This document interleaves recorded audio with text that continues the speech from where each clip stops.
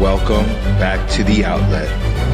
Hey guys, welcome back. We have a guest today. His name is Chris Martinez. How are you, Chris? I'm good, Johnny. How are you? I'm doing great today. So let's talk about your occupation and what do you do for your work? So I work for a lifestyle clothing company called Volcom. What Volcom is, it's a lifestyle company that has deep roots in the surf, skate, and snowboard scene.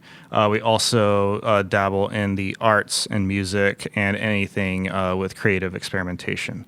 With Volcom, I am the North American Retail Marketing and Special Events Manager. Kind of what that entails is I work with our territory reps who obviously selling our product, and I aid them in any sort of in-store promotion, special events, whether it be in-store concerts, anything, movie premieres, anything that has people come to it.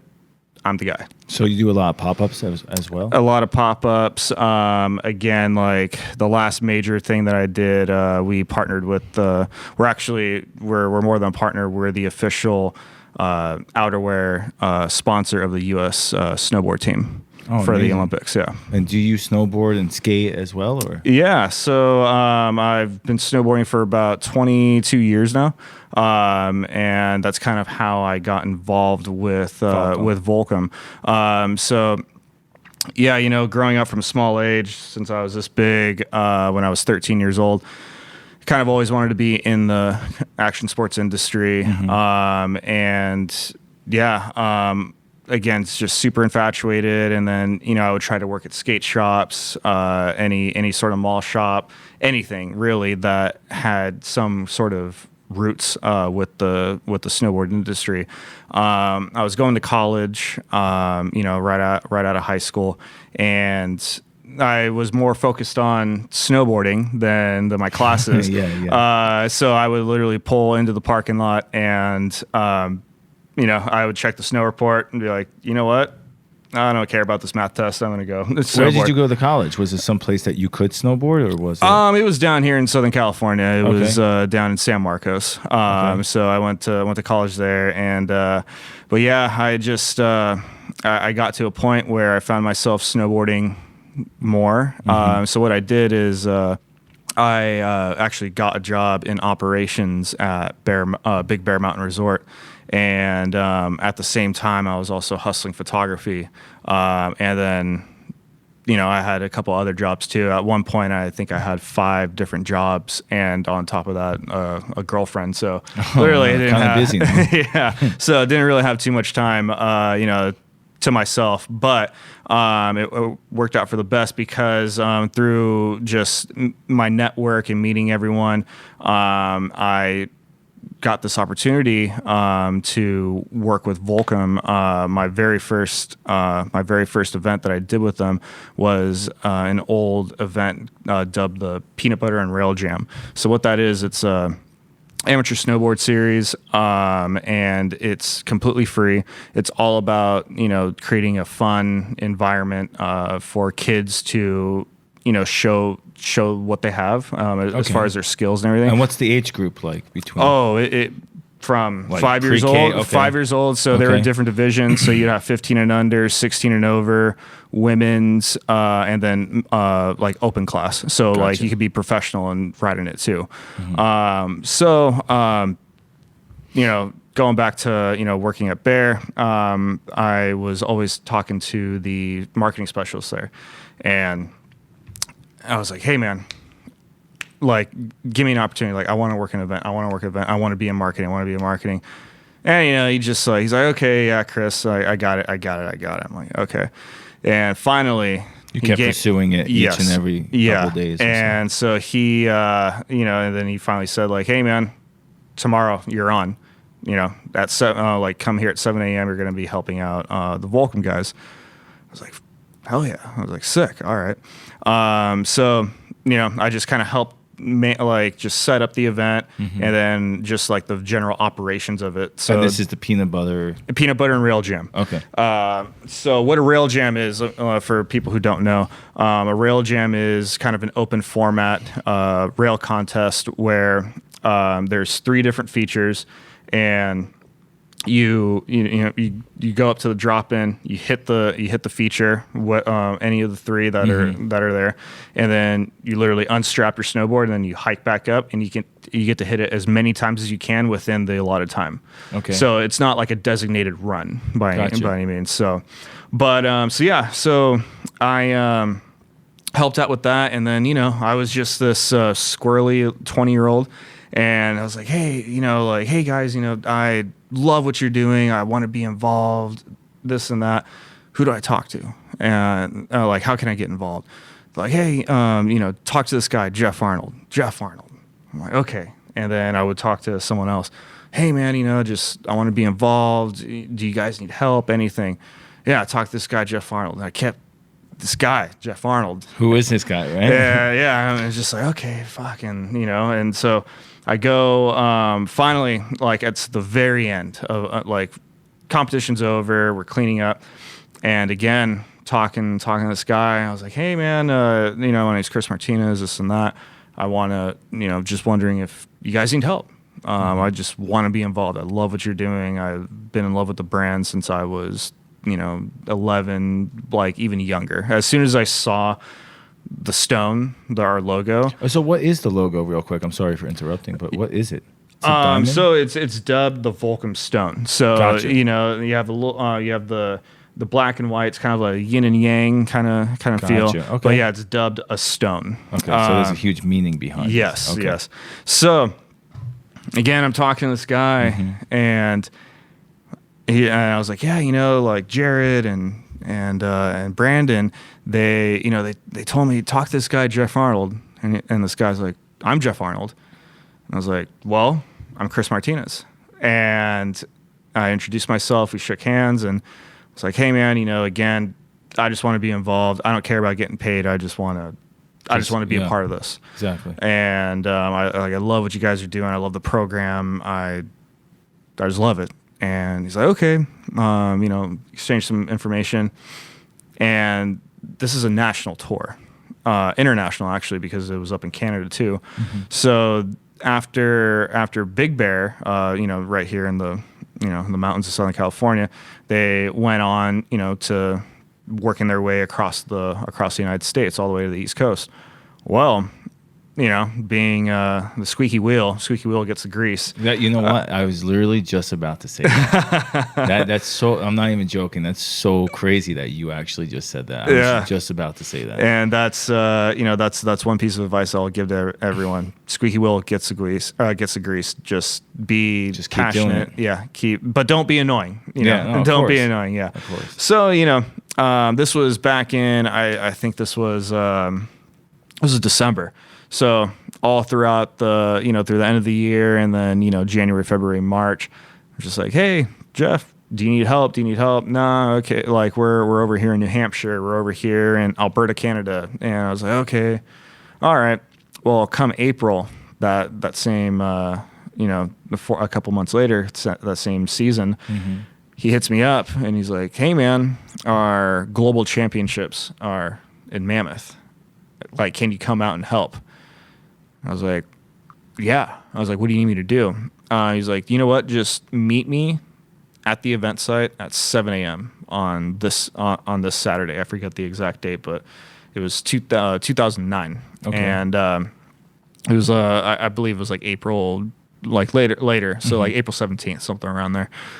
And I was like, yeah, you got it. So it just so happened I had to work Friday, and then I also had to work Sunday. At the time, earlier I mentioned that, I was juggling a few different jobs. My main moneymaker was I was a flooring contractor. And then I was also, like, on top of that, a staff photographer working at a staff photographer for a medical marijuana company way back when, before it was, like, as big as it is now. Then also, obviously, working at Bear and all that. So I happened to get Saturday off. And I was like, okay, cool. I need to be up there at 7 in. Well, it's 8 hours from here to Mammoth. Where about Costa Mesa? Costa Mesa. That's where you're coming from. Okay. Or actually, at this time, Temecula. So a little bit further inland. So I left at midnight, and I drove all through the night, got to Mammoth at about 6 in. Jeez. Took about a 30-minute nap, and woke up and went to the event site, and I, ended up seeing Jeff there. I was like, hey man, it's Chris. And he's like, oh, hey, thanks for coming out.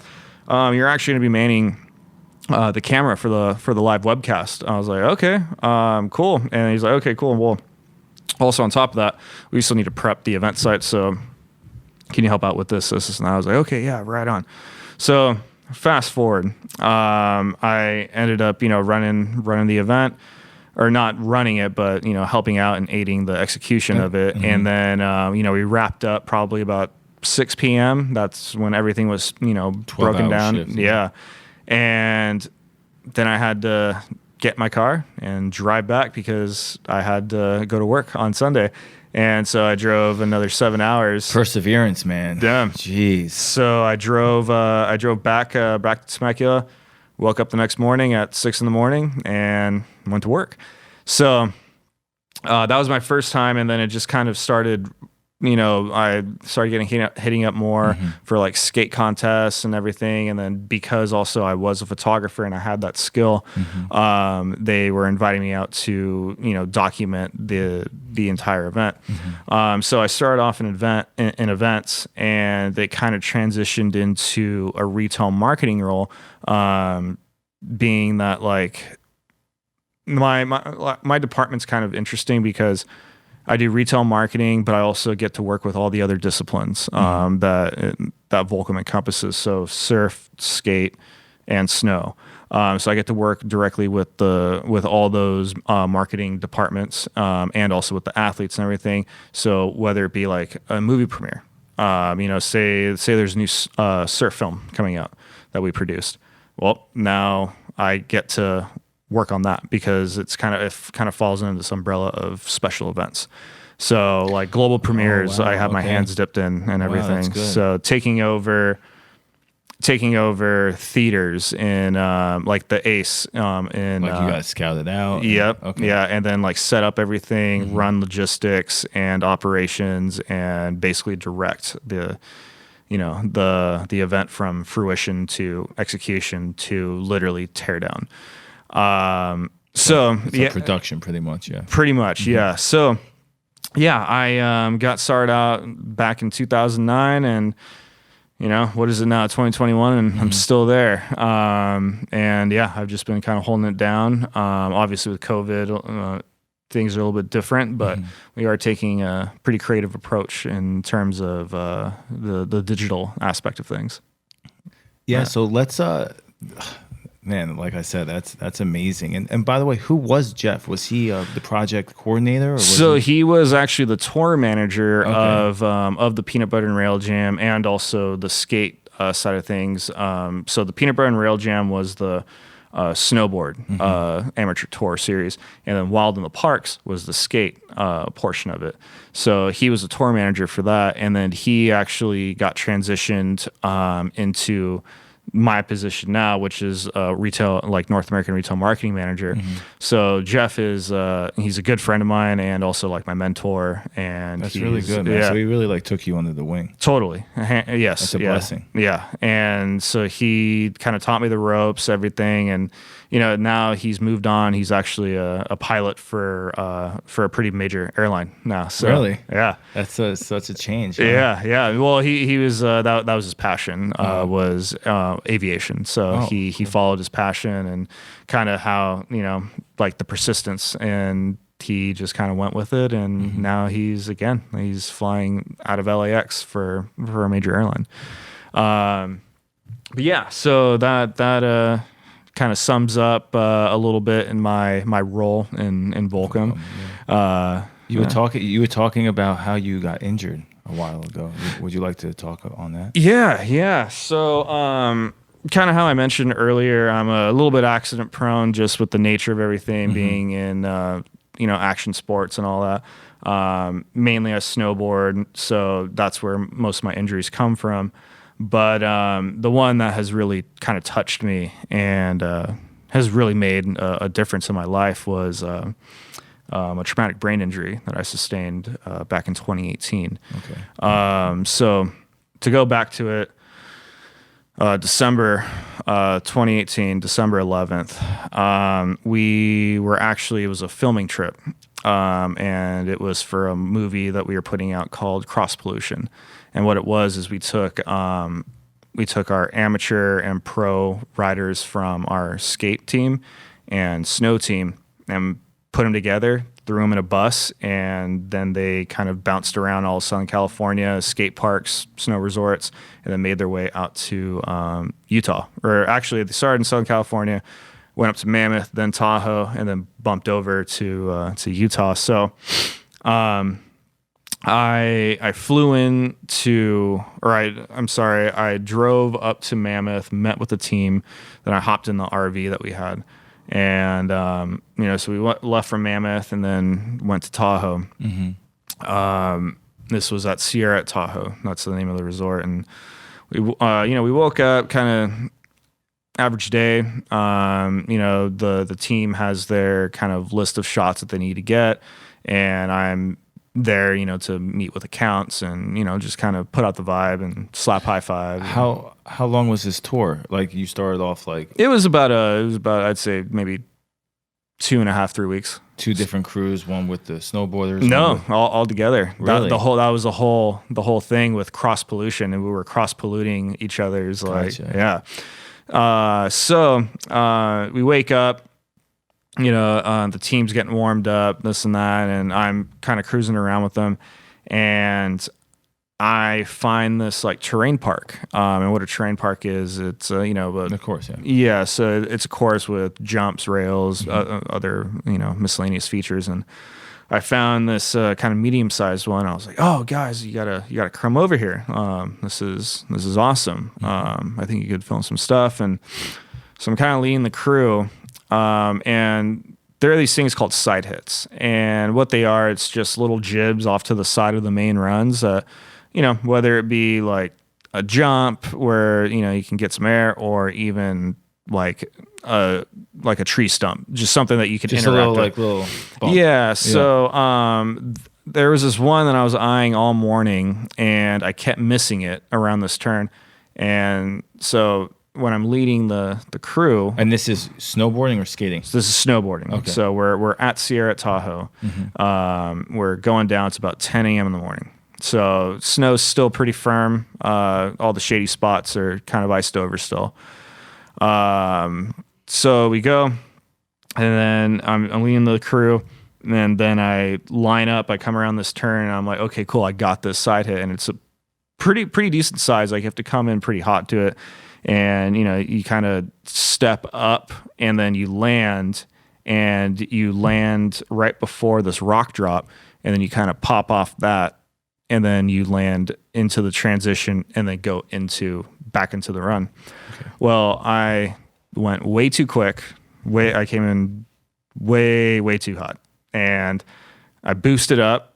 It was fine, but where I actually landed on top of the rock. Like your actual head? No. So okay. I'm still upright. I was going to say. I'm still upright. So okay. Because literally you would jump up, okay, land, and then you were supposed to come off this rock, like kind of pop over it. I landed on top of it. So just grind, yeah. Well, so I landed on top of it, and then I was like, "Oh!" You just got caught right away. No. So I landed, and I was like, "Oh, I got to pop," because I don't want to roll over.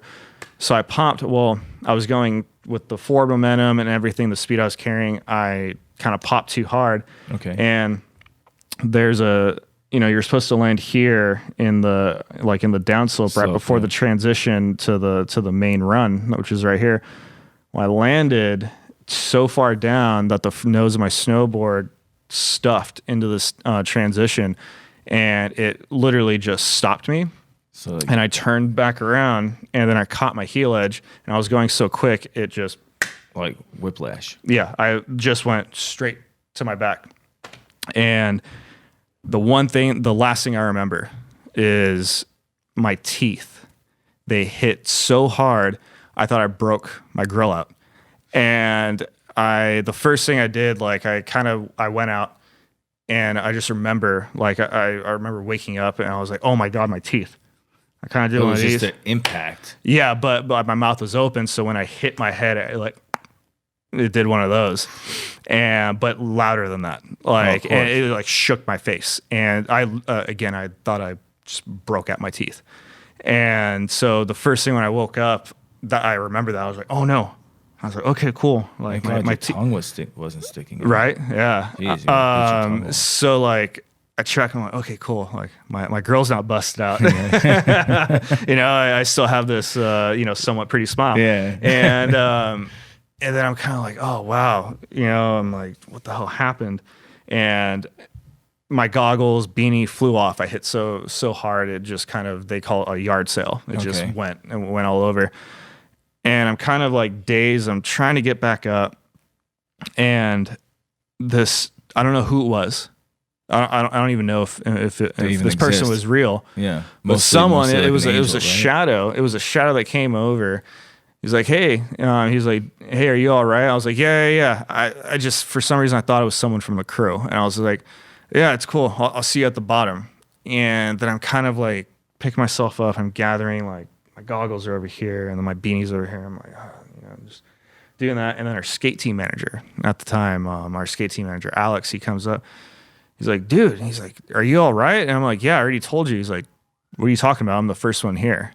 So that's how fast I was going. I left everyone else like kind of in the dust to hit this like little side thing. And so like he was the first one on the scene.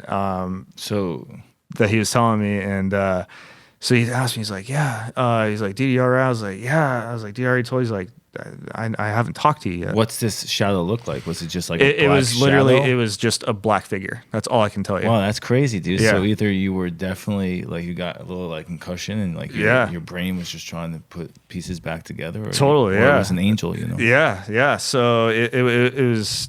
I couldn't even tell you what it was, but anyway, so he's like, yeah. He's like, no, I'm the first one to talk to you, and then everyone starts coming up like, hey, you all right? And yeah, I'm all right. And hit my head. I might have a concussion, and I've had multiple concussions, so I kind of know like everything is bright, everything is way more vivid, in the sense of like everyone kind of has an aura around them. Yeah.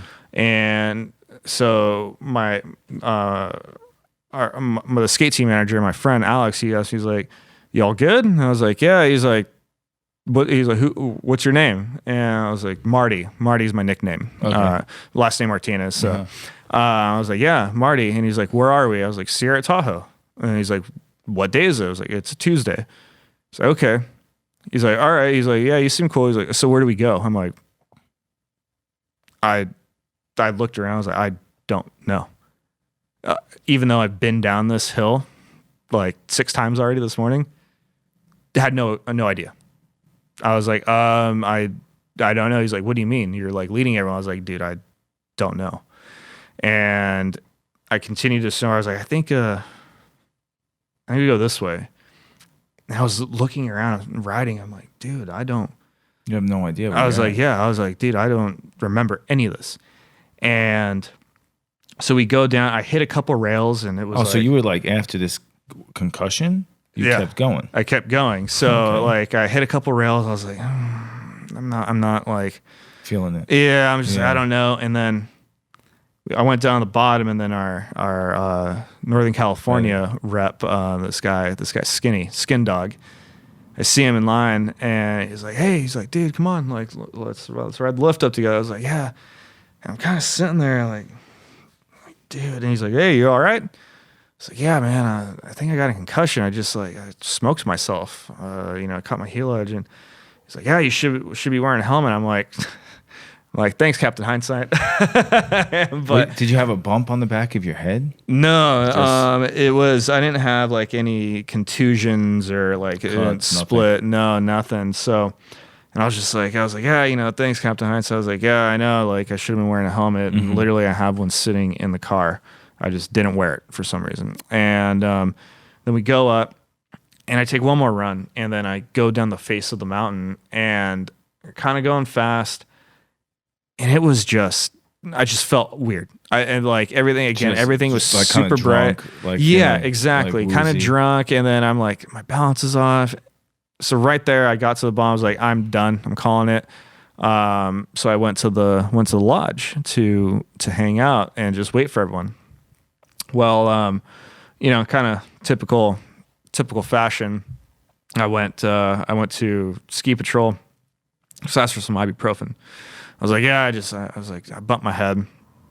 I've done this before. I'm gonna have a headache. So got some ibuprofen.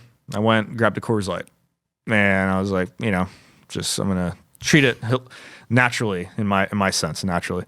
And so I was sitting there, and then I was starting to get sleepy. And, you know, obviously, not to sleep. Yeah. So I'm just like trying to keep myself up, you know, Facebook, Instagram, something, just trying to keep myself occupied. Because if you go to sleep, you fall into a coma. That's right? Yeah, That's you what can. happens. Yeah, you can.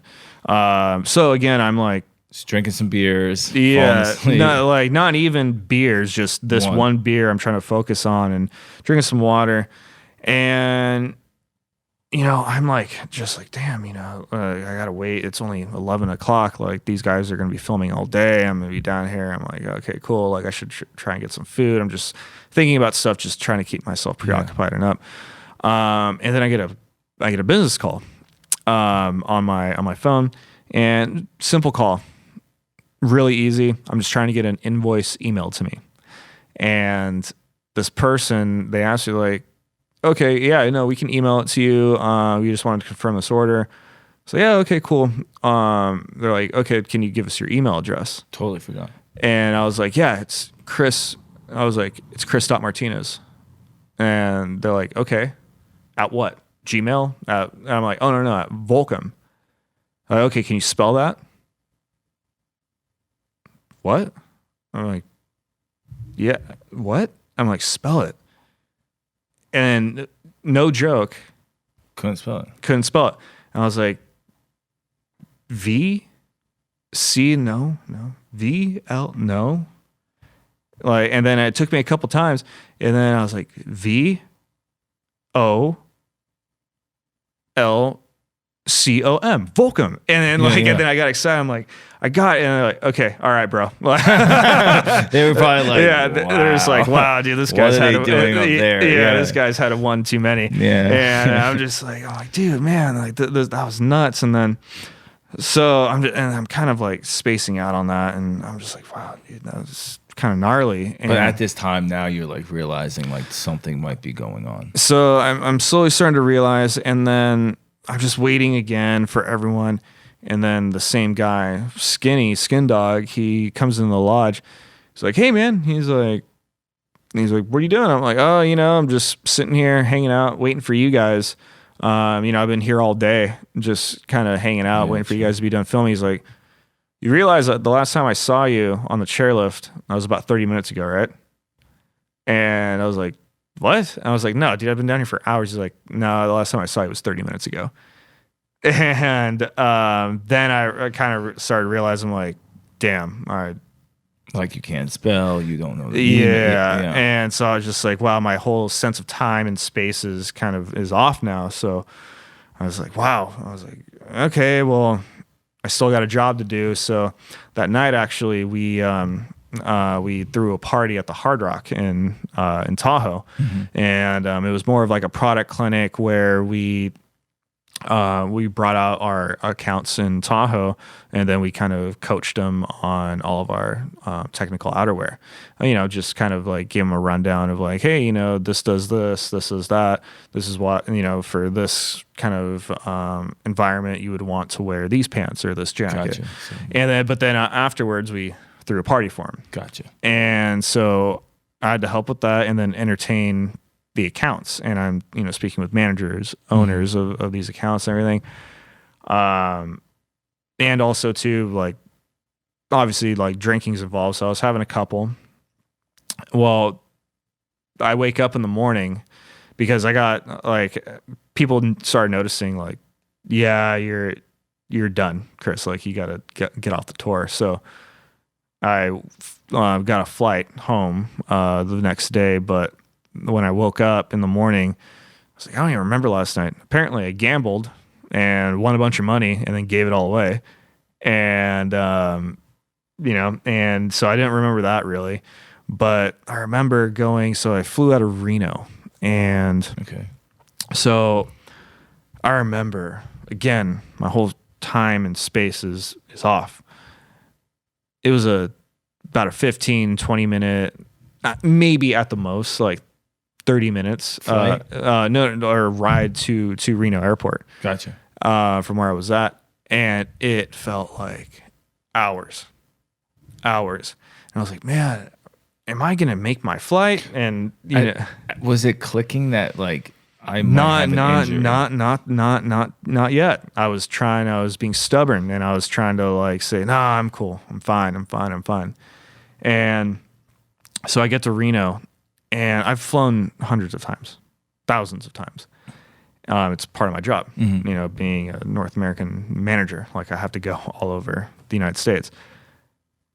There was a hiccup where there was something wrong with the airplane, where they're just switching planes, and we like literally the concourse is right next to it. Like I don't have to walk anywhere or anything. But I remember when they told me, it was like so daunting. I was like, what am I gonna do? Like I don't know what to do. And then I like became overwhelmed. I was like, what is going on? And then once like everything kind of fell in place, I was like, okay, this wasn't that big of a deal. Okay. So kind of fast forwarding, I got into the airplane again to LAX from Tahoe, maybe 40 minutes, an hour. And it's a quick flight. Again, felt like it took hours. Landed in LAX. And LAX is so big, sometimes you have to take a shuttle from, one terminal. Yeah. So we landed, and then I just needed to get a shuttle to the main terminal. And I was like, oh dude, I don't know if I can do this. And so I just started following people. I'm like, well, this guy was on my flight. I think he's going, I still do that to this day. Yeah. I don't even look for like baggage claim. I'm like, all right, those guys were in front of me, or that this girl was next to me, so I'm just gonna go this way. So I follow, and then I made it to baggage claim, and I needed to go get my snowboard bag with all my gear. Well, I knew where I needed to go at the end. Like I saw the end result, and I'm here. I didn't know. I've done this hundreds, thousands of times. I've flown on an airplane. Like it's pretty easy. Yeah. I couldn't put together the pieces or the steps or the process how to get to the end result. No way. And then I was just like, dude, like literally, what the hell do I do? And I'm like, Chris, you gotta like, you've done this. Like, well, what's going on, man? And then I started kind of noticing, I'm like, man, I'm kind of messed up right now. Was it getting worse each day, you think, or was it? Or it wasn't getting worse each day, but I started noticing more and became more accepting. Because what was coming. Yes. It was like, now you're on the flight. Now you're actually processing this. So, and then I get to an Uber. Like kind of fast forward, and again, it took me a while just to even get to the Uber part. Anyways, I get in the Uber, and it just so happened too, dealing with special events, I also put on all, our internal events for the office. So like the company Christmas party, stuff like that. So I have an internal partner. Her name's Allison, and we tag team the Christmas party, and we plan it, execute it, all that. Well, again, so this happened. This accident was December 18th, 2018. It was on a Tuesday. Okay. That Friday was our company Christmas party. So originally I was gonna not even be there. I kind of teed everything up, and I worked as much as I could. But like now I'm back. I got reinstated to the event. So touching base with Allison, like there needed to be an event space, like a final walkthrough, all that. So anyways, I'm going back to Costa Mesa from LAX. Okay. And I call my friend Allison. I was like, hey Al, I was like, I hit my head yesterday. I know last night I said that I would come to the walkthrough because I was flying home early, but I'm just not feeling that well. can you handle this without me? Okay. And she's like, yeah. She's like, well, what's wrong? I'm like, yeah. I was like, I got a concussion. This is what's happening. And, Allison, like the good friend she is, she's like, call me when you get home. Like, you need to go to the urgent care. I was like, no. I was like, it's fine. It's fine. I was like, I've done this before. Like, I've hit my head plenty of times. And she's like, yeah, well, that's kind of the point, Chris. And so I finally make it home. Again, it feels like it's days, like sitting in LA traffic. Yeah. And I get home, I call her, and she's like, okay, I'm leaving the office. I'm going to be at your house. I'm taking you to urgent care. Okay. And I was like, oh, you don't really need. She's like, just shut up. Like, just let me handle this. And I was like, okay. Go to urgent care, and then they kind of give me the basic rundown of like, oh, so why are you here? I'm like, well, I hit my head. I have a concussion. Like, well, why do you think you have a concussion? I'm like, well, one, I've done this multiple times. Like, here are my symptoms, so on and so forth. Yes, gotcha. And they're like, okay, and they do some basic tests. Like, okay, can you draw, an analog clock? Can you make it say 7:15? So yeah, totally. Da-da-da. And they're like, okay, yeah, like with what you're describing, you have a concussion. Don't take ibuprofen, take Tylenol. And I was like, okay. So you start drawing like the internal actual clock. You become like a savant. Right. Like you're like a genius. Oh yeah. I just become this miraculous genius. Like, I just start dissecting things. You draw like a portrait of Big Ben. Right. No. So, okay. So here's a timeline. Just touch. So Tuesday, accident. Hit my head. Gotcha. Wednesday, flew home, went to urgent care. Thursday, I went back into the office and I was kind of like trying to button everything up. My assistant at the time, my coordinator, Quinn, great dude. We're talking. He's like, hey man, so why are you back? And I was like, well, dude, I smoked myself. I got, caught my heel edge and hit the back of my head, this and that. He's like, okay. And I was like, hey man, so we need to talk about let's just touch base on a couple things. Let's talk about this. He's like, okay, yeah. We talked. And then I went up to him about 30 minutes later. And I was like, hey man, so we need to touch base on this. And he's like, what? I'm like, yeah, I know. We need to touch base on this. What are we going to do this? He's like, are you fucking with me? I was like, yeah, no. I was like, no, dude, we need to, this is pretty pressing. He's like, we just talked about this. I was like, no, he didn't. And then he shows me his notes. And I'm like, okay. I'm like, all right. I'm like, okay. So anyways, I just kind of brushed it off. Okay. So Friday, setting up for the Christmas party. And then it's also the Christmas party, the day of. So real quick, when you went to the hospital and everything, and you were drawing those pictures, did you check out good or? They just said, yeah, you have a concussion. Okay, so they just confirmed what I essentially told them. Okay, and they just said, don't drink, don't do that. Just take a break. Don't make any. First thing you did was drink a beer. Yeah. Hey man, I thought the 5 minutes after you, half hour after you smack your head, you drank a Coors Light. Yeah. No, I thought the Blue Mountains would do me some good, but apparently they didn't. Yeah. So I was just like, okay, yeah. And they're like, yeah, just take a break. Don't make any. What was the term they used? Don't make any life-changing decisions. So don't go out. Don't buy a car.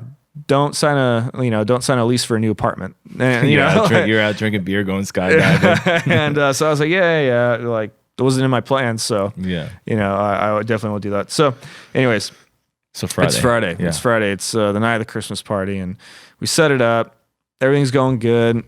Literally just kind of cruising around, with a bottle of Tylenol in my pocket, just eating them freaking Skittles because my head is pounding.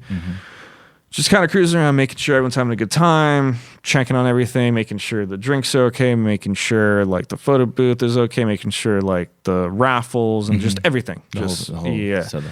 And I kind of start feeling the sensation. I feel. Let me back up really quick. So prior to this accident that happened in 2018, I got another concussion. That was my last major head trauma. And I was actually wearing a helmet. Okay. If I didn't have my helmet on, I probably wouldn't be here talking to you. But it was the worst concussion I've had besides this one that we're talking about that happened in 2018. For a while after that, I experienced seizures. Never went to the doctor because I'm a stubborn guy. Yes. And, I just kind of dealt with it. And so it lasted, that was back when I was maybe 21. And the seizures, would only, and this is the scary shit about this was it would only happen at night and when I was driving. So headlights, that's what would trigger it. And I would have these seizures and they would, just overwhelm me. Anyways, so fast forward now. That hasn't happened in years. Well, now at the Christmas party in 2018, Gotcha. I start feeling the Tightness. onset. Okay. The onset. So with me, what I felt, it was right behind my nose and my eyes. It was a pressure. And then that pressure, if it got to that point, it would kind of be this grinding sensation. That's the best way I can explain it. Of your teeth? And No, inside my head. And then, but it would be so unbearable, it would cause me to tense up and then literally fold. And then I would go you fall on the floor. Yeah. Then I would just start seizure. Yeah. Well, I started feeling the onset of that at the Christmas party. And so what I did is I just kind of took some deep breaths. I defected from the group. I kind of hid in the corner. Yeah. Because I didn't want to do it in front of everyone. Yeah. I'm a gentleman. I was at my class CEO Christmas party and but yeah, so I kind of, reclused into a dark corner and it never came. It never came, luckily. So yeah, I felt that a couple times throughout the night and I was like, okay, just stay calm, and then if I feel it, just kind of go off and, be on my own. Well, anyways, that night I actually ended up throwing an after party. It's not really but anyway, so fast forward. So that was on Friday. All throughout the weekend, I was chilling at home. I didn't go anywhere. I wasn't snowboarding.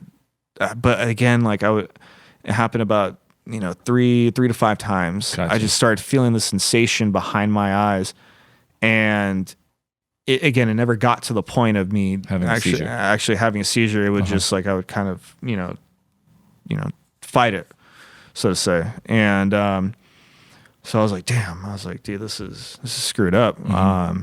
So Monday, I went to my primary care provider. I went to my doctor. I was like, hey, this is what I'm feeling. My short-term memory, my space and time is off. Kind of went down the roster. He's like, okay. And then he's like, dude, I'm not joking. My doctor literally said this. He's like, how many concussions have you had? And I was like, probably about 8. And I was like, yeah, this is about the 8th one. I was like, but I haven't had one in a while. My last major one was the one I described when, I was 21. And he's like, dude, you fucked yourself up. And that's literally what my doctor said. He's like, dude, you're fucked up. And I was like, what? And I'm like, you're not supposed to say that to me. Did he do an actual scan? Yeah. So he put me in, he told me to go get a CT scan, all that. But right off the bat, he's like, dude, you gotta take work off. He's like, dude, you have to let your brain rest. Yeah, dude. And then I was just like, dude, I'm like, do you know what I do? I'm like, there's no time. And I was like, especially now, year end. I'm like, and I have an event, a huge event that's coming up on January 8th. I was like, dude, I can't take time off. He's like, you need to take time off. And he wanted to give me 2 months off, mandatory medical leave. And I was like, dude, you're high. No way. I was like, I'll give you 2 weeks. And then I'm negotiating with my freaking doctor. Yeah.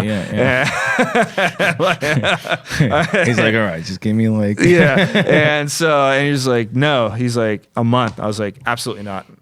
And then so we came to 2.5 weeks. Oh, that's mandatory. Not bad, you know? Mandatory medical leave. I was just like unhappy about it. But so I go back to work, and HR found out what's happening, and dude, shut that down. Right our HR team is awesome, because they even said, they're like, hey, you know, like this was on a work trip. You should probably go through workman's comp. I was like, and I've already been through workman's comp on another injury. I was like, dude, it's such a pain. Like, you know, there's all these different guy steps. That keeps getting injured, and like getting paid off, and it's like, and I'm like, dude, I don't want it to be that guy. Yeah, I don't want it to seem like I'm cheating the system. You know, and so I'm like, no. And they're like, Chris, you should go with this. And I was like, okay. So what that meant was, now I restarted the whole thing. So I had to go to their doctor, and I told them exactly what happened. And they're like, okay. So now they sent me into another CT scan, and they sent me into an MRI.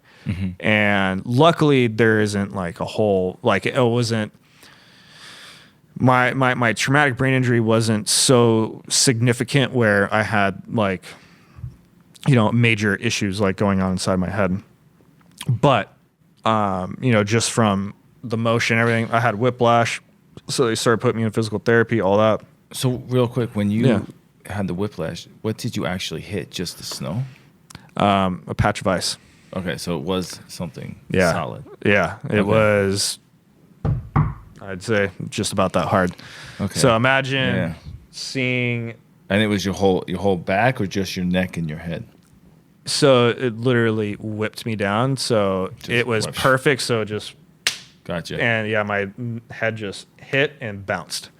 And again, that's what like caused my teeth to, you know, like to slap together and all that. So when HR sent you to get all these scans and everything, what was like the actual outcome? Like what was the... So they said, they're like, dude, they didn't say dude, but it's like, you know, Miss Martinez, you've sustained a concussion. I was like, yeah, I know. And they're like, well, the fact that you've had so many, they're all compounding on each other. Okay. And I was like, okay, well, so when can I snowboard again? You know, or like when can I go back to work? What you're thinking about. And they're like, actually, you're retired from this. Yeah, they're like, you can't really right now, like indefinitely you can't. I was like, okay, well, again, so I'm on 2.5 week medical leave, right?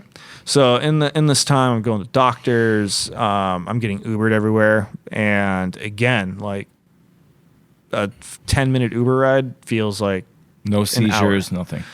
No, nothing. Still, I would feel like a sensation, but no full blown. Okay. And so, because I'm so busy, it kind of prolonged the whole thing. So, I come back to work. So, I'm doing all these tests. I'm seeing a neurologist. You know, the 2.5 weeks of my medical leave, and then I come back, and I'm a workaholic. I used to, before my injury, I would go into work between 7 and 8 every morning, and I wouldn't leave until probably about 10 p.m. And I would work on the weekends if I needed to, if there was an event, or if I had it off, I'd go snowboarding. Like I'd leave Friday night, go out of town, come back, and be back there like first thing Monday morning, and then pound the week, and then do the same thing. So right now you really can't be doing this. You know? Can't be. So I'll get to that. But so I'm, you know, I come back to work after my 2.5 week medical leave, and I go to my boy Quinn. I'm like, hey man, you know, like let's touch base. They turned off my email. They literally turned off my email because they knew that I would be checking it and trying to work, and they just completely shut it down. I was like, okay. So I come back. There's all this stuff like that I've missed, and again, I went to my boy Quinn and I was like, hey man, so let's just touch base on this. Like, how are we going to execute this? We talk an hour later. Hey Quinn, you know, can we chat about this and that? He's like, dude, we just talked about this. And I was like, nah. I was like, put the bong down, dude. Like, and he's no. Yeah. He's like, Chris, you want to see my notes again? And I was like, damn. I was like, you got me.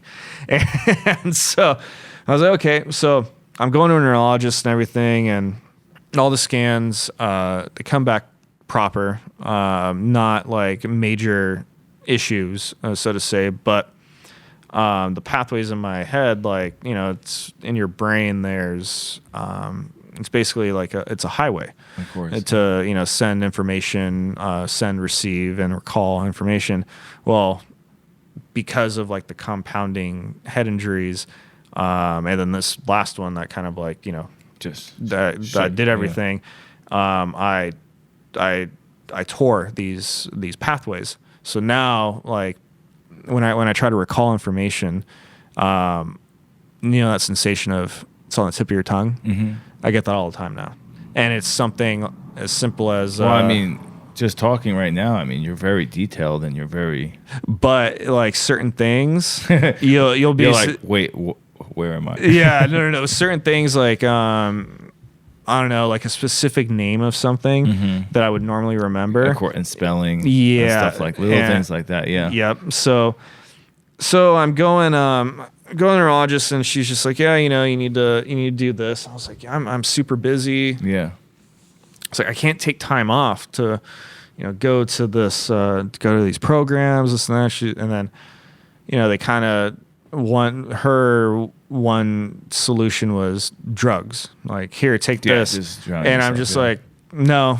And I was like, no. And then I still didn't really grasp the whole concept. Like, I knew about brain injuries and everything, but I just still, I was still stubborn. Mm-hmm. So it's just a concussion, or is it? It's a traumatic brain injury. Okay. Yeah. So and you still have this to this day. Still have it. Yeah. Okay. I'm still dealing with it. So yeah, like, she tried, because she would even say, she's like, you're never going to snowboard again. You can't do this. You've had so many concussions. And the next one, you could not be walking. Yeah. You could not be talking. You could be dead. Yes, yeah. Exactly. And do you still snowboard? No, I do not snowboard. No, I do not. Put your hand on the Bible, sir. No, so no, I don't snowboard. Yes. Until I'm medically cleared later this year, hopefully. Okay. But so, you know, she was trying to explain to me, because I was like, yeah, you know, like I don't have energy anymore. Mm-hmm. I'm always exhausted. And she didn't, like, this particular neurologist, she didn't really do a good job at explaining it to me, like a normal average Joe. Yeah. She would speak to me as if I was a fellow neurologist, and I'm like, I have no idea what the hell you're saying to me. So anyways, I didn't get treatment for a while because I was so busy. And she kept trying to push me on these drugs. I tried them. Didn't work. I didn't like the way they made you felt. feel woozy. No, like it was weird. It was just like, I just didn't like the feeling. And so anyways, fast forward to 2020. Mm-hmm. Obviously in March, COVID, you know, shook the entire country, world. Especially probably with your events as well and all yes. that. Yes. So what was it? It was the end of March. It was like right when shit got real.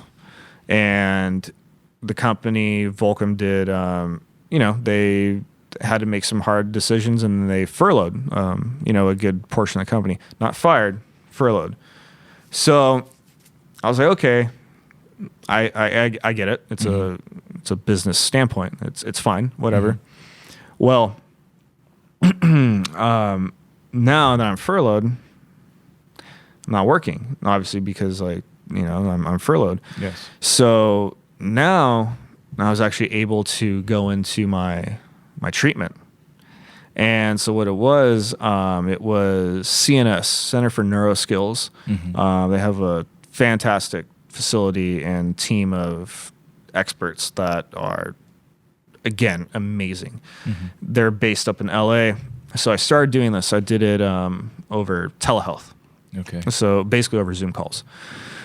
And man, I tell you what, it was it was extensive. It was basically a job within itself. I'd start at 9 a.m. I wouldn't be done till 4. No way. Yeah, every day.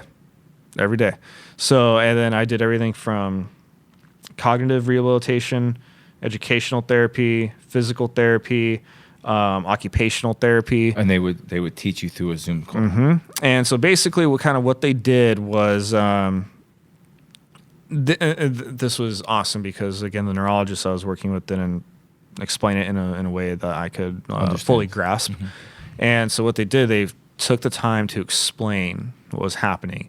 And because I was even curious, I'm like, hey, why are we doing educational therapy? Like, I know what 2 + 2 is. I know how to read a paragraph. But then they were trying to show me, hey, this is what's happening. You know, you read this paragraph. I asked you what color the bus was, and you had no idea. And so detail. Yes. So it was very detail oriented. I was like, oh, okay.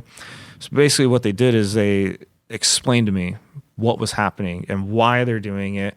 And I was like, okay, cool. This is like, because you probably like, this is so stupid. Like, yeah. And then so they fully explained it, and then they're like, yeah, you know, that we're going to teach you how to build on this. I was like, okay. I was like, cool. But they were also not concerned, but they were more like perked up. They're like, so wait a minute, what's your job? And then I was like, oh, you know, I do this, I do that. And they're like, you're doing all that with this? Yeah. And then I was like, yeah. And they're kind of like scratching their heads. They're like, holy shit. And they're that's a huge detail. Yeah. They're like, you're doing all that. I was like, yeah. I was like, I just take more notes now. I was like, I'm not like, I don't remember like minute details anymore, but you know, like I just find a way to roll with the punches. Still to this day. Yeah. Still to this day. And, they're like, wow, that's, you know, pretty interesting. And so then I go from one-on-one sessions and they put me into group sessions. Mm-hmm. And this was where it was the most eye-opening. Dude, because traumatic brain injuries, they're like, dude, you get one head, one brain. Of course. Yeah. And it's like, dude, if you mess that up, you're done. Yeah, there's no coming back. I was a kind of a special case. I was more high functioning in that sense of like on the scale of like traumatic brain injuries. It was more mild too. Like I was put into groups of people. I was put into groups with people who came out of gnarly car accidents, and they're not fully capable of. Do you also believe it was your determination as well? Like, do you think like you just was so determined to keep working, keep living your dream? It was part of determination, like, and especially because I started seeing the effects. Mm-hmm. How I said like, hey Quinn, let's talk about this. And we literally just talked about it. I'm like, okay. So you started seeing the signs. So yeah, and then so I just started adapting too. Mm-hmm. And I was like, well, I'm not gonna not do my job. I got to figure out how to do this. So then I started, you know, again, taking notes. Siri, my best friend. Like I set reminders all the time. Hey Siri, remind me to take the trash out at 3 p.m. Right? Yeah. So, but that like, it's just, you learn to use different tools, you know, to help you remember. And be grateful for what you know. Exactly. Yeah. So with CNS and everything, dude, like it just opened up my eyes. Again, like, because in the action sports world, helmets are like a little taboo when it comes, especially to like skating, snowboarding. And I shouldn't say taboo. It's more like, dude, you might look like a kook or something. No, yeah, I know a lot of skaters and you know people in the industry that are like, oh, you have the wristband on or a helmet. You kind of look a little lame. Yeah, like you're not cool. Yeah, and then also too, it's like oh, you hit your head. Everyone hits their head. Yeah, like and no one really understood what was going on with me. And then I also felt weird because I'm like, why do I feel this way? I'm like, am I just like being a wiener about this, what's going on? CNS, Center for Neuroskills, they opened up my eyes and just they kind of taught me more about what a concussion is essentially, and how it affects you. And dude, it affects everything. Like everything. Your mood, whether it be like, dude, it can induce depression. It can, anxiety, everything. It also, certain brain injuries, they don't allow you to think outside the box, in the sense of like, if I told you this sticker was green and you're like, no, it's black and white. And I tell you, no, it's green because of this. Even if I had a definitive, like, proper answer, you would not be able to like open up your mind and like think from my perspective. So it causes you to be very narrow, kind of like single focused. And due to, like, amongst other things, your motor functions, your sense of taste, smell. One weird thing, I really don't eat sweets. After I hit my head, I started eating sweets. Really? I started getting the... Could there be some like positive like effects? I mean, they're maybe. I mean, maybe you hit your head and then you wake up and you're fluent in French or something. But yeah, no. So it's dude, it affects everything, like every little thing. So and it is an invisible injury because your bone's not sticking out of your skin. You're not cut. It's literally inside your head, so people can't see. And with me, I used to be so kind of on it. People expect me to be very detail oriented. Well, like they're like, yeah, weren't you paying attention? I was like, no, I was, but I just can't like remember this stuff anymore. It's like a swelling of the brain, actual tissue. Yes. Okay. Yeah. So they're swelling. Like, luckily mine wasn't like to that extent. Like, sometimes, dude, they'll cut like a hole inside your head and like drain it. Yeah, and then just like let the brain like kind pressure. of decrease the pressure. So you still have pressure, or does it deflate? No. So like I'm good, but the neural pathways are still trying to connect. Yeah, they're still trying to connect. So, but dude, yeah. So like, it's this whole process has really brought a light to this invisible injury, and it's made me more hyper aware of the effects.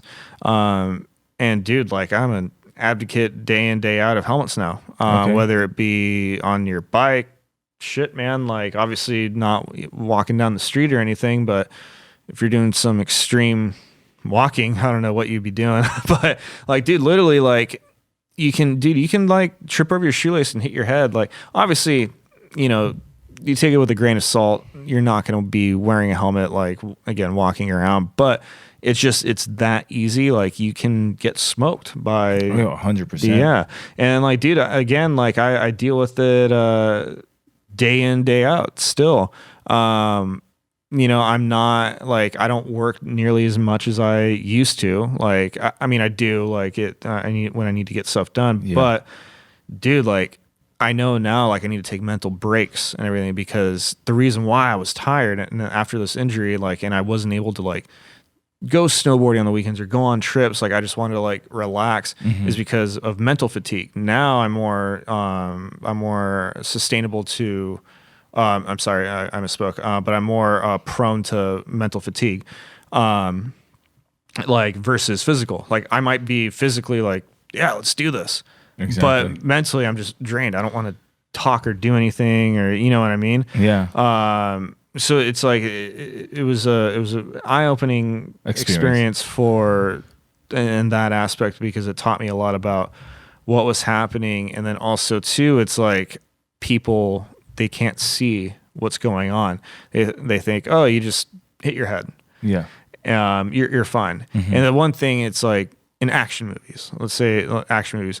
The good guy knocks out a bad guy, and he falls asleep, or like the good guy gets knocked out even, and then he wakes up a little bit later. And he's like, oh wow, like my head hurts.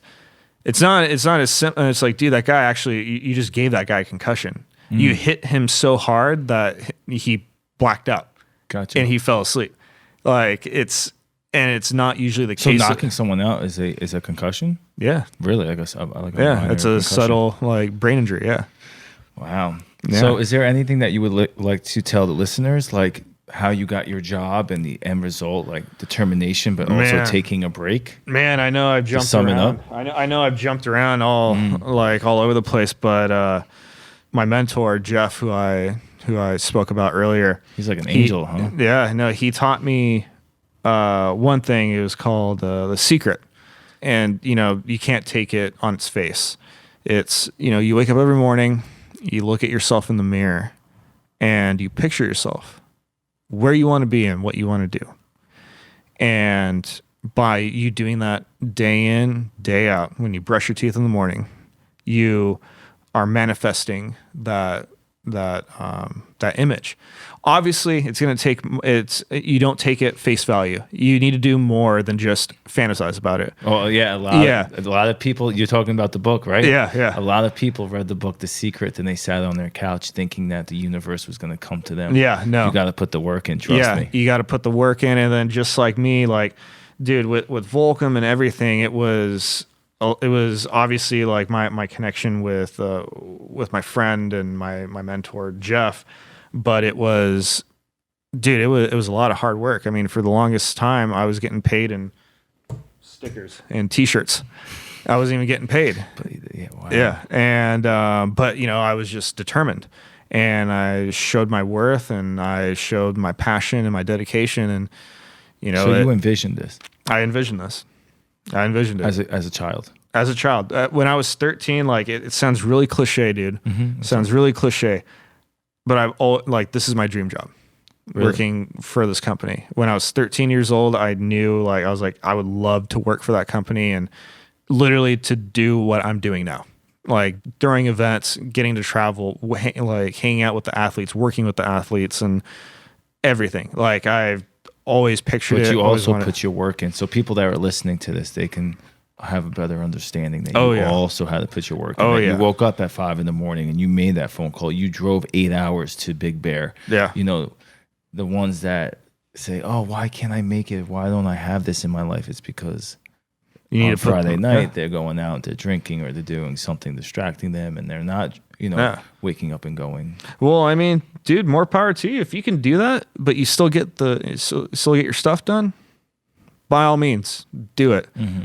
But me personally, that to me personally, that's half-assing it. Totally, 100% enough. Totally, yeah. No, you need to put in the work, put in the time, and then, dude, like I've had college professors ask me to speak to their class, and I actually personally, like I because I dropped out of college, mm-hmm. I am like a little weirded out by it because they're like, oh yeah, do you want to speak to my class like about marketing and this and that, and then just like your path? And I was like, you want me to speak to your college kids about how I dropped out of college? So it's kind of weird, but how you just explained, it was all determination. Mm-hmm. Because, dude, like, they don't teach you how to do what you want, totally, what you love. Yeah. Well, here's the thing too. It's like a lot of people are discouraged because for the longest time, our parents' generation and all that, it was very cookie cutter. Mm-hmm. You go elementary school, middle school, high school, college, or you go right into the workforce. You get married, you have a house, and you retire, and then you die. It's a pre-program. Yeah, and so, like, being able, like, to deviate from that path is scary. But it is what it is. It is, yeah. That's life itself. It to is. Grow and break through. Totally. And dude, man, I'll tell you. I'll tell you right now. When I was first starting out with Volcom, and again, I had all these different jobs, but then I would be requesting time off, or I'd be like, yo, like I'm going over here to do this. My mom and my dad were like, what are you doing? Of course. Excuse me. They're like, what are you doing? You're not even getting paid. Yeah, but this is going to turn into something. Safety net. Yeah. Because they're used to a safety net. Yeah. And I was like, no, this is going to turn into something. And I remember, like, literally they were telling me, like, you got to stop. You got to take life seriously, so on and so forth. And I was just like, kind of like, I'm going to show you, Why do something you hate? Yeah. And I was like, no, I'm like, dude, I don't want to do something exactly like you just said, like, that I hate. I want to enjoy going to work. I want to enjoy what I do. I want to be passionate. I don't want to just like clock in and sit at a cubicle and tap away on a keyboard and then at 5 o'clock leave. And I just don't want that mundane lifestyle. Same. Yeah. Yeah. And I remember the most stoked I ever was, it was a Mother's Day back in 2014. Dude, I just want you to, I want to say something. These details and these dates are amazing. I mean, whatever they're teaching you over there, man, you got dates, times, everything down to a T, huh? Oh man. Yeah, Jeez. no, it's the more impactful stuff, like I can retain better. It's like even navigating to the studio here, like when I had to go back out to my car, I was like, wait, where do I go? Like, but that's most people are like, they're like, oh, I'm stuck, I don't know where I'm going. Yeah. Like, where am I? And like, you're like, boom. Yeah. Military.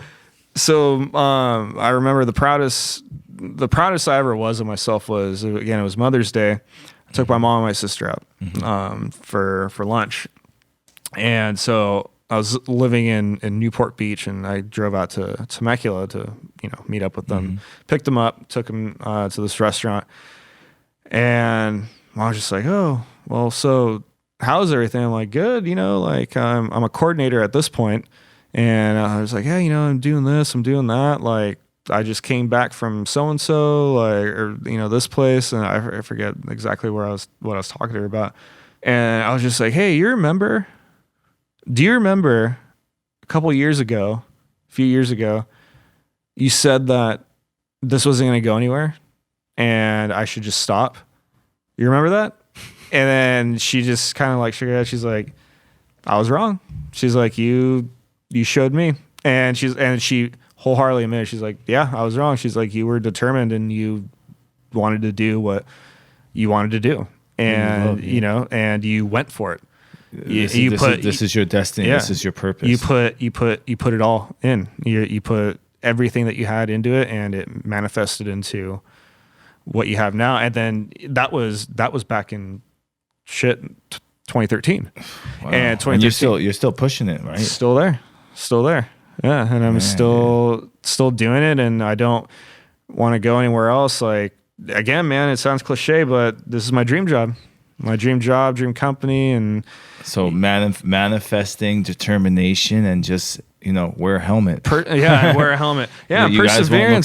Stupid, trust me. Yeah, no, and perseverance, man. Like that's the number one thing. And all my interns and anyone that I speak to, it's like, dude, you gotta put yourself out there. Don't be afraid to work for free. Like, obviously know your worth. Of course. But especially in the beginning, when you're young, when you're a 20-year-old, I can't tell you, I had some interns that they expect to be working pampered. Pampered, or they're like, oh, so what? I'm not like managing, this or like the budget or anything. I'm like, are you kidding me? Like, do you even know what to do?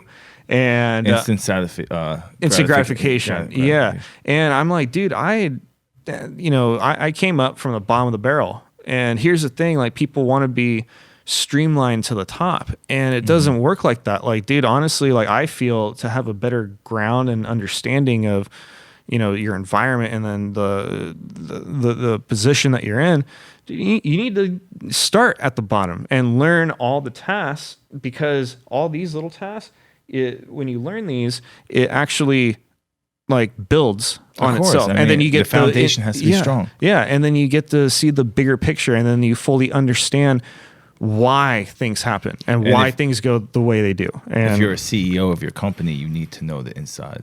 Totally. Yeah. The outside. You need the whole foundation. But it's like, dude, like, again, like determination, passion, and, again, like not being afraid to again, work for free or put in time. Like, dude, if I wouldn't have put in time how I did, I wouldn't be here. I wouldn't be talking to you. It's a life lesson as well. Yeah. It's a life lesson. Like, and also another thing is like integrity. Like, that's another thing that I truly believe that it's kind of lost in this day and age. I don't even know if people know what that means. Dude, even like I look at the people who can't even like simply return a shopping cart to like the stall when they're done grocery shopping. It's just the little things, dude. Yeah. And people, it's they feel like this entitlement. Yeah. You know, and like they don't want to put the work in. Yeah. And at the end of the day, it's like, you ever hear of Newton's cradle? Yeah. So it's all the balls, and then you drop one. It's whatever you put in, you get out, and it's just giving and receiving, and that's all it's about. Yeah, well, most of it. Yeah, no, it's dude. There's a give and take, and you know, action, reaction. Yeah, you know, That's and then it. people like again they have this kind of. It's really natural. A lot of people don't realize that life is very simple. Yeah. Just relax and understand it. Yeah, relax, understand it, and then, dude, like you get what you put in. Exactly. You know, just look at nature. Yeah, that's it. And then, you know, like some people, they're like, "Well, I did this, I didn't get anything." It's like, well, now you're doing tit for tat. It's like, dude, like ego. Yeah, I'm like, dude, come on, selfish. Yeah, it's like just do something pro bono, like people that like.